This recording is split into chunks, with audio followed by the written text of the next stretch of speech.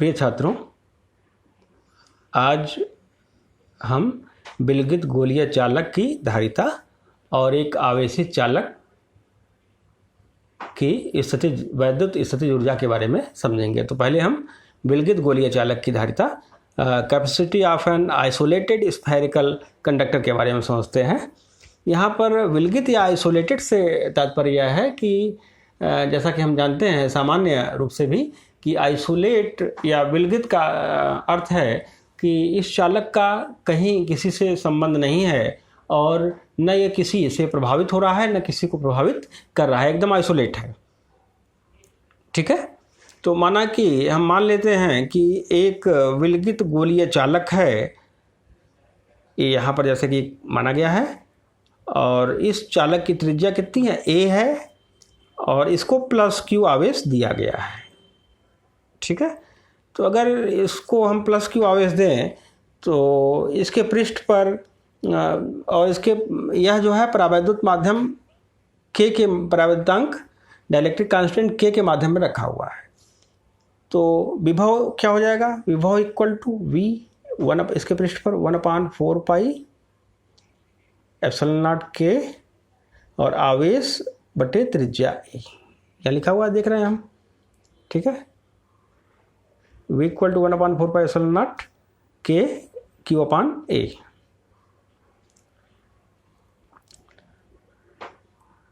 अब इतना विभव हो गया, तो धारिता इसकी क्या होगी, धारिता c equal to q by V, ये जानते हैं हम। यहाँ देख रहे हैं c equal to q by V. v का मान चूंकि हम प्राप्त कर चुके हैं,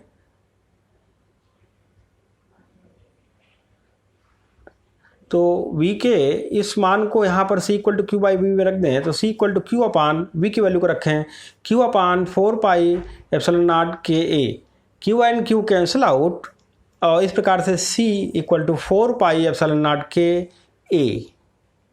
बहुत ही महत्वपूर्ण रिजल्ट हमें यहाँ प्राप्त हो रहा है, और c equal to 4 pi epsilon naught के a, दैट इज विलगित गोलीय चालक की धारिता c उस गोलीय चालक की त्रिज्या a के अनुक्रमानुपाती है। अर्थात ये गोलीय चालक जितना बड़ा होगा उसकी त्रिज्या जितनी बड़ी होगी, a रेडियस जितना बड़ा होगा उसकी धारिता उतनी ही अधिक होगी। यदि हम यह माने कि निर्वात या वायु में रखा है ऐसा विलगित गोलीय चालक, निर्वात या वायु के लिए k का मान कितना होगा, 1 होगा। तो इस सूत्र में k का मान 1 रख दिया जाएगा, और अगर हम इस स्थिति में धारिता को c नॉट से दिखाएं तो c naught equal to 4 pi epsilon naught a, यह प्राप्त होगा। एक समीकरण यहाँ प्राप्त हुआ है c equal to 4 pi epsilon naught के a, और दूसरा समीकरण यहाँ प्राप्त हुआ c naught equal to 4 pi epsilon naught a। यदि समीकरण 1 को समीकरण 2 से हम डिवाइड कर दें तो रिजल्ट मिल रहा है c upon C naught equal to k।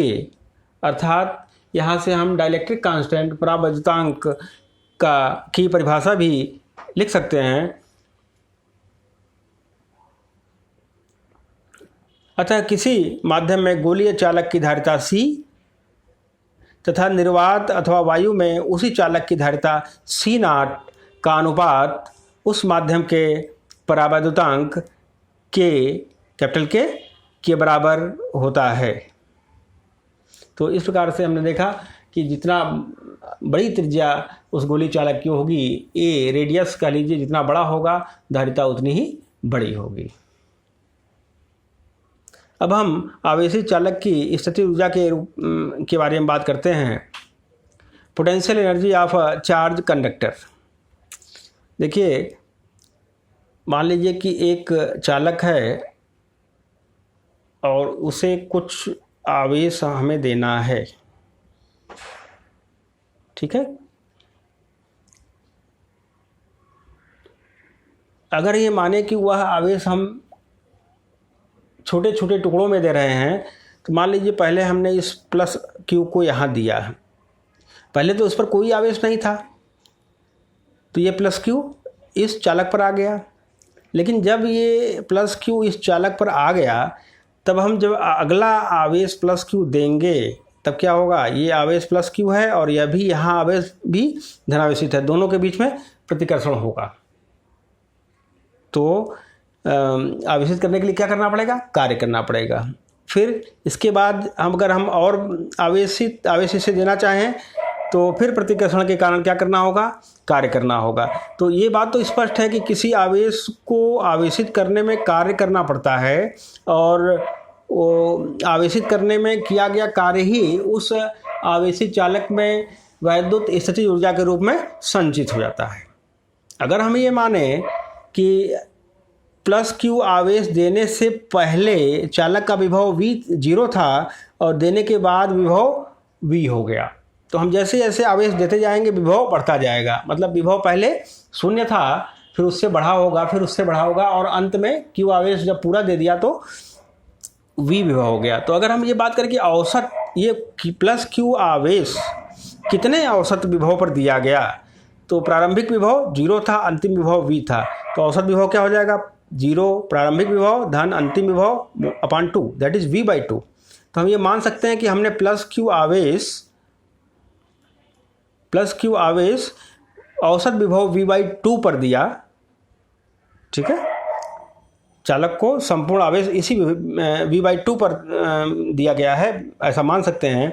विभव की परिभाषा के अनुसार चालक को Q आवेश देने में किया गया कुल कार्य W बराबर QV जानते ही हैं, लेकिन V कौन सा लेंगे, औसत लेंगे, Q into V/2 that is half QV। और यही किया गया कार्य चालक में वैद्युत स्थितिज ऊर्जा के रूप में संचित हो जाएगा। तो U equal to half QV और V हम जानते हैं Q बराबर CV या V equal to Q/C, formula हम जानते हैं।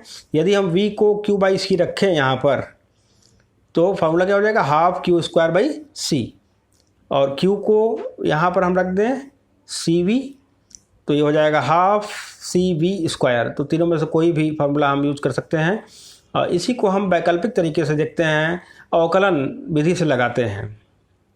देखिए, माना कि चालक को आवेश दिया जा रहा है, Q आवेश देना है और Q आवेश देने के बाद विभव V हो जाएगा। प्रारंभिक विभव 0 था।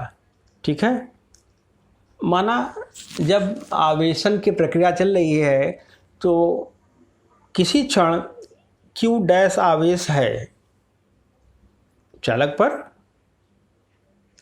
Q डैश आवेश है जब दिया गया है, Q डैश आवेश जब दिया गया है तो विभव V डैश है। ठीक है, तो Q बराबर CV या Q डैश बराबर CV डैश। ठीक है, ये फाइनल चार्ज नहीं है Q। किसी क्षण माना कि आवेश Q डैश है और विभव V डैश है, अभी आवेश दिया जा रहा है, फाइनल कुल आवेश दिया गया Q है। तो बीच की एक स्थिति की बात कर रहे हैं। अगर इस स्थिति में dq डैश और आवेश देना चाहें, तो उसके लिए कार्य dW QV कितना, QV, तो V कितना है, V डैश है और कितना आवेश दे रहे हैं, dq डैश। V का मान यहाँ रखा हुआ है, V डैश का Q dash upon C dq dash. ठीक है, तो dq डैश आवेश को देने में किया गया कार्य, सूक्ष्म कार्य dW। यहाँ देखिए,